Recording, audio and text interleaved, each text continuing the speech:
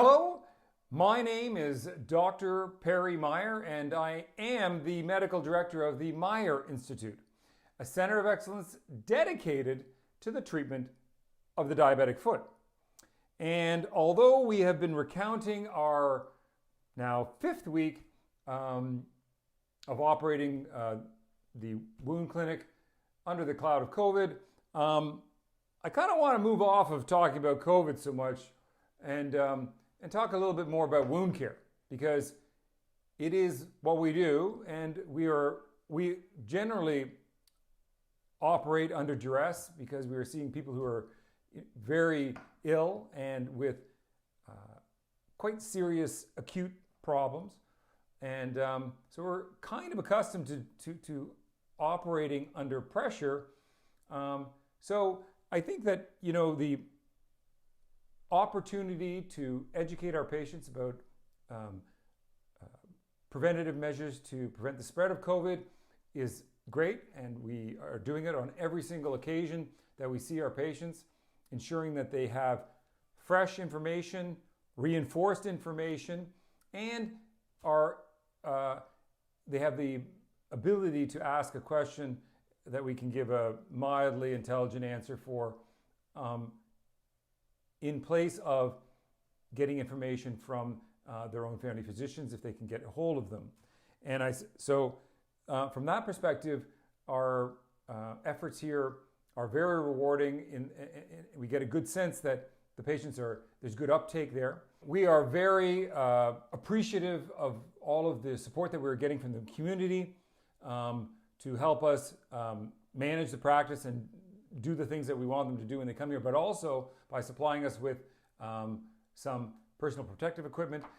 We got these 3D printed face shields, and these were printed up by a high school student whose name is Christopher Lamont.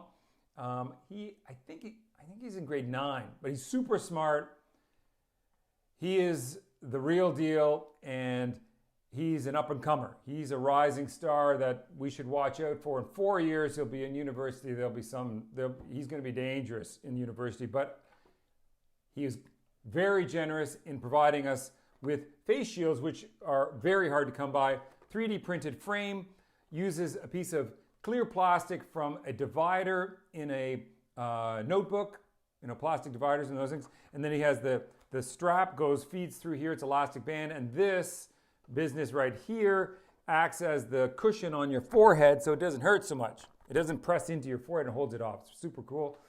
These masks came in from a couple of our patients, a husband and wife team, and they're all very nice, different patterns, and just like that. And then they even printed up all these instructions, very detailed. Wash them, put them in a bag, whatever. So it's all really fantastic. We are giving these out to patients that need them. We can't give out our own, but we don't have enough. But we are giving out these to select people that really we feel are in need, and we will do that as we get more masks. This is of course the classic face mask from Saigon, which everyone wears them over there. They're super hot and thick. They're less like wearing a piece of upholstery over your face. Nevertheless, they're very handy and fashionable. So that's it for COVID for the moment. COVID, it's at least plateauing, and we have probably dodged some of the bullet. Not to let our guard down yet, but we have done, I think, a very good job of being disciplined. So we should all congratulate ourselves, give ourselves a collective pat on the back, because that was a hard job. And just have to compare it to places like New York City, which was a disaster zone. And we wouldn't have wanted to wish that on any of our frontline workers, and nor our patients. I wanted to talk a little bit about wound care, and I think that wound care has suffered greatly in this COVID climate, and primarily because people have felt that their immediate medical needs are not as important as quarantining and avoiding this virus. So this is a very powerful message, that fair play, that everyone bought into it, but that now it needs to start to turn a little bit. And I think that's where we have to start shaping people's minds about what they need to do when they are ill. Particularly with our diabetic wound patients, not only are they abandoning the care of their wounds as far as going to appointments, but they are also starting to let their guard down when it comes to glycemic control. So you have it's a double-edged sword where you are falling away from the ideal spot very quickly in an environment where you can't get help. And so this is a dangerous situation. The hospitals themselves are relatively empty. The census has never been lower. In anticipation, they are preparing for that potential onslaught of patients. However, that's not to say that sick people in the community shouldn't come into the hospital. So I think that this is a message that we have to start delivering carefully, so that we don't overwhelm the emergency rooms with non-emergent problems. But the people who are having heart attacks and are hanging by the house because they're afraid to go to the hospital need to have their minds changed. And I think that's our next step in this sort of wound continuum under this COVID cloud, is to re-educate patients about what is really happening. And I think that if we don't do that, we have left a big hole for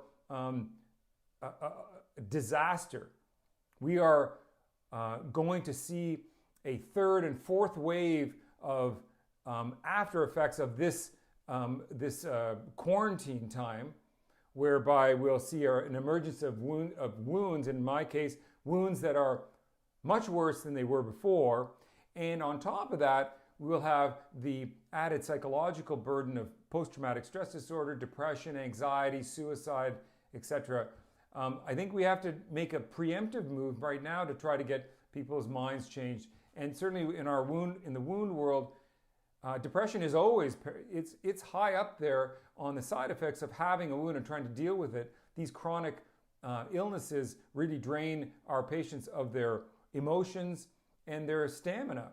So I think this is an important time right now to start to try to change the messaging slightly, to not say it's full steam ahead and we're no problem, but to say we've done a good job. We still need to mask up. We still need to use a lot of hand sanitization, and we still need to do social distancing, but we may be able to get out into the parks. We may be able to go into the golf courses, as they say today, as they said today.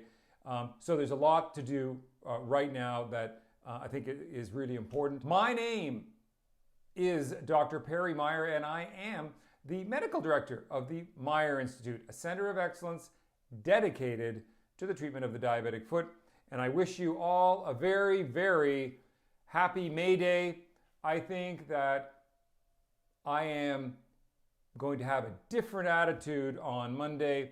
I'm going to try to be positive, and I'm going to try to change people's minds about how they can use this opportunity to make themselves better physically, medically, emotionally, psychologically. We need a bit more love in our lives. This is a good time to start to show it. Until next time.